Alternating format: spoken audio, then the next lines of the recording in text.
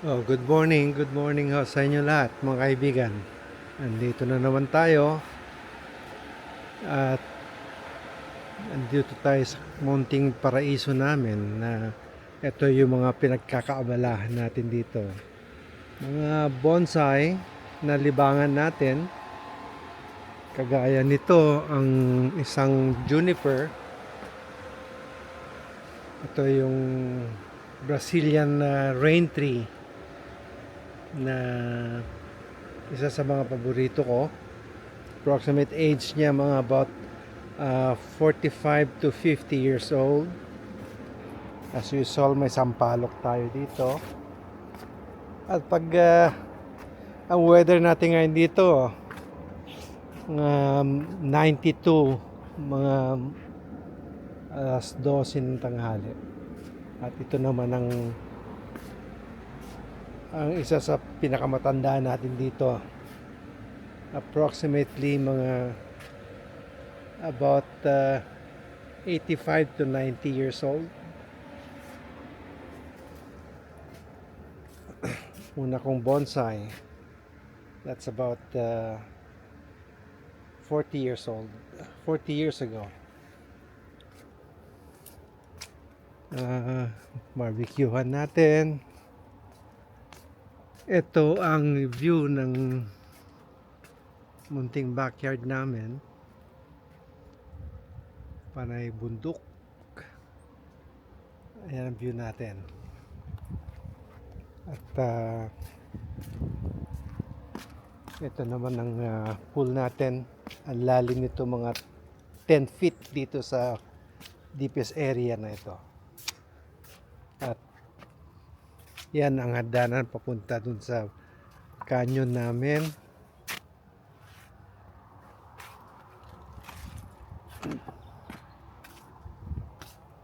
Marami tayong inaalagaan dito na libangan natin. At springtime na, mga bulaklak natin nagsusulputan na sila. Ayan na. Ito yung mga juniper. Ito yung mga granada, elm. Ito lagi ang palipasan ng oras dito. At ito naman ang isa sa mga flowering crab apple. At isa plums. Ito yung isa sa pangalawa sa mga matanda.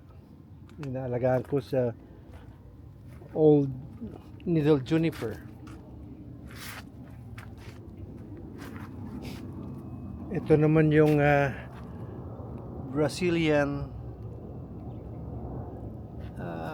grape tree na tawag nila is jabu or jabuticaba. Brazilian grape tree. Naglalaglagan na nga yun. Kaya ito yung mga inaantay-antay kong mahinog. Ito ang tinatawag nila mga cherry lata, na isa sa mga special na nakuha ng cherimoya hybrid ng atimoya. Parang atis din, pero hopefully lapit-lapit na rin itong mahinog. Mga ilang araw, mga isang linggo pa siguro. Yan ang meadows, mga kaibigan. At itong puno ko ng kamatsili namumulaklak na siya. So dito lang pinapasyalan ko sa umaga ang buhay ng retired.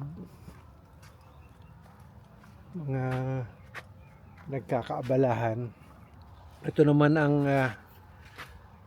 mansanas ko na multi-grafted. Mga about 9 or 10 variety ang nakadugtong sa isang puno.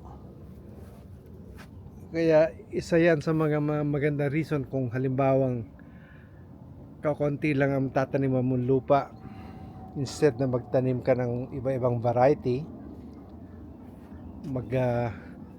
mag-graft ka na lang kagaya nito. This is a golden Dorset. Ito naman ang ghost apple. Marami silang dito variety. And ito naman ang Ana apple. So yan tayo mga kaibigan, at malapit na tayong makakita ng mga bulaklak ng plum natin. So ngayon ito mga cherry trees, kaya busy itong mga pollinators natin na lapit-lapit na yung mga cherry natin, mamubuo na yan. Ito, pagising na rin itong natin, matanda nating plum na bonsai. Isa ito sa mga paborito ko. This is approximately 65 years old na bonsai tree. Namumunga na siya, at yan ang mga bulaklak niya. Ayun ang mga pollinator natin. Dami. Azalea natin. Ito isa sa mga ginagawa kong project. Parang drip down ang kanya, bougainvillea. At marami pang ibang variety. Kaya ito ang pasyalan ko. Dito ako nagbo-work lagi. Ito yung tawag dito, wisteria flower. Marami rin lang ko. Yan ang bahay kubo natin. At ito yung pool. I-update natin mamaya. Pupunta tayo dun sa baba. Okay, maraming salamat.